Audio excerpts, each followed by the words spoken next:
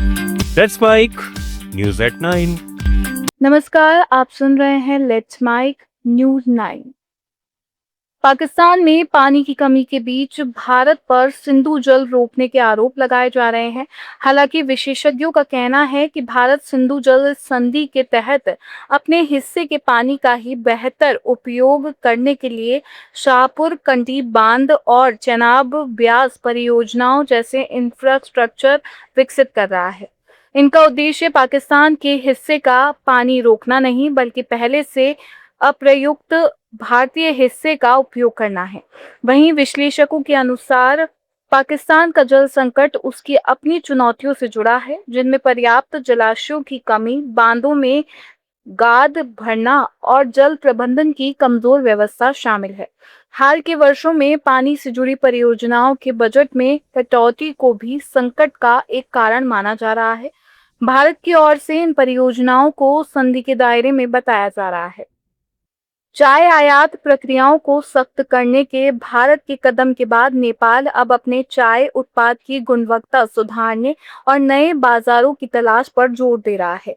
भारत नेपाल के चाय निर्यात का 86% हिस्सा लेता है, लेकिन मई में सख्त टेस्टिंग नियमों के कारण निर्यात अस्थायी रूप से रुक गया था, जो बाद में फिर बहाल हुआ।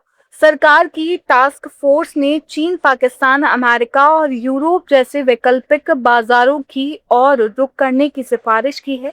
साथ ही उत्पादकों से बेहतर गुणवत्ता सुनिश्चित करने को कहा गया है। नेपाल सालाना 26,500 टन चाय उत्पादन करता है और हजारों लोगों की आजीविका का साधन है। भारत सरकार नेपाल में झापा जिले के शिव सतासी नगर पालिका में सृजन आदर्श माध्यमिक विद्यालय के नए भवन निर्माण के लिए लगभग 3 करोड़ रुपए की मदद कर रही है। High impact community development project के तहत ये पहल स्थानीय छात्रों और शिक्षकों के लिए बेहतर शिक्षा वातावरण तैयार करेगी।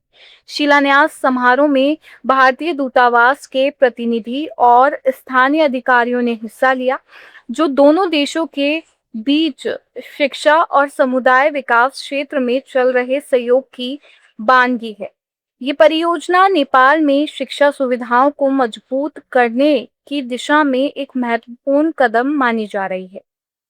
केंद्र सरकार ने 4 चीनी मूल की कंपनियों को सरकारी बिजली परियोजनाओं के टेंडर में हिस्सा लेने की सीमित अनुमति दी है।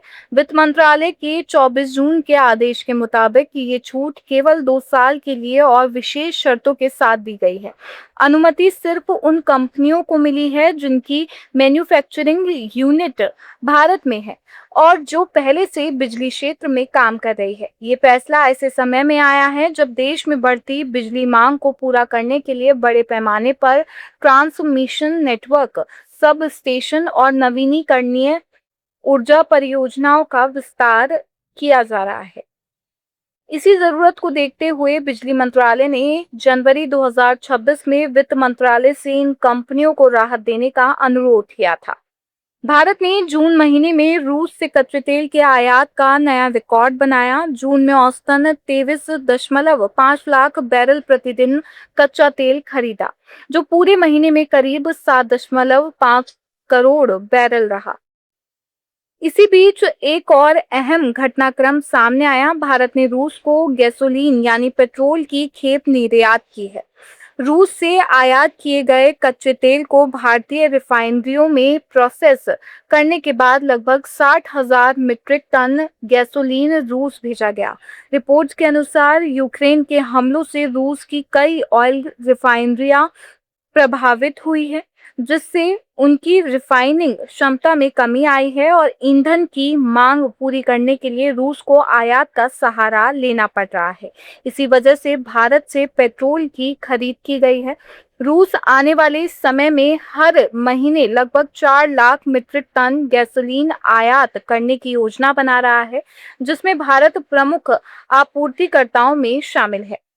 हिंद प्रशांत क्षेत्र में समुद्री सहयोग और रणनीतिक साझेदारी को मजबूत करने के उद्देश्य से भारतीय नौसेना का P-8I समुद्री गश्ती विमान अमेरिका के हवाई पहुंच गया है। भारतीय नौसेना दुनिया के सबसे बड़े बहुराष्ट्रीय नौसैनिक अभ्यास रिमपैक 2026 में हिस्सा ले रही है। 24 जून से 31 जुलाई तक चलने वाले इस अभ्यास में 30 देशों के करीब 30,000 सैन्यकर्मी, 30 से अधिक युद्धपोत, 5 पनडुब्बियां और 200 से अधिक विमान शामिल हैं। इस दौरान पनडुब्बी रोधी युद्ध, हवाई रक्षा, मिसाइल और तोप अभ्यास, मानवीय सहायता एवं आपदा राहत समेत कई संयुक्त सैन्य अभ्यास किए जाएंगे।